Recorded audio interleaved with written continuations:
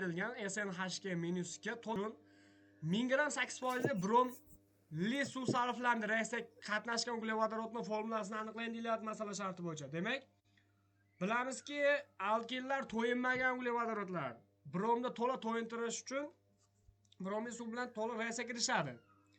Demak, umumiy bromni hisoblab olaman. 1000 gram 8% deyilyapti dastlab. 1000 grammimiz umumiy 100% deb oladigan bo'lsanglar, bolalar. 8% miz necha gram bo'ladi deb topsanglar, 8 ni 10 ga ko'paytirganimizga teng. Chunki 1000 da 2 ta 0, 100 da 2 ta 0 qisqarsa 1000 daga bitta 0 qolib ketadi. Buni 8 ga qo'shib bo'lsalar 80 bo'ladi. 80 gram brom bo'ladi. Demak, buni bo'lib olaman. Bromning molekulyar massasi 160. Chunki molekulyar holatda yoziladi brom. Bilamiz buni. 80 ni 160 ga bo'lsak, 160 da yarmi 80, ya'ni 0.5. Birdan 2 qismi degan. 0.5 mol brom birikadi degan. Uglevodorodimiz alkin SNH2-2.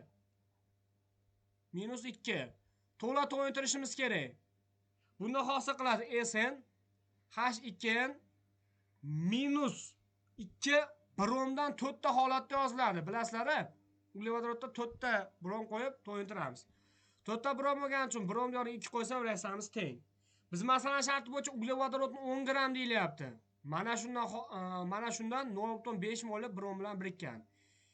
2 mol birikkanda qancha uglevodorod bo'ladi deb topamiz. 10 ni 2 ga ko'paytirsanglar bo'ladi 20. 20 ni 0.5 ga bo'lganinglar 20 ni 2 ga ko'paytirganinglarga teng. Necha kelib chiqadi? 20 ni 2 ga ko'paytirsak 40 gram kelib chiqadi. Alkinlarda massa topish formulasi 14n-2 ga to'g'ri keladi. 14n-2 teng 40 bolalar. Minus ishora bu yoqqa o'ng tomonga o'tganda qo'shuv bo'lib o'tadi. Ya'ni 40 ga 2 ni qo'ysalar 42, 42 ni 14 ga bo'lsalar n teng 3 marta katta bo'lgani uchun 42 14 dan. Demak, n teng 3 kelib chiqadi. Bu formulasi uglerodda 3 ta, vodorodda 4 ta to'g'ri keladi. Nomlanishi bo'yicha propin deb ataladi. Javobimiz B javob. Yo'q, savob. Savollar bormi? Siz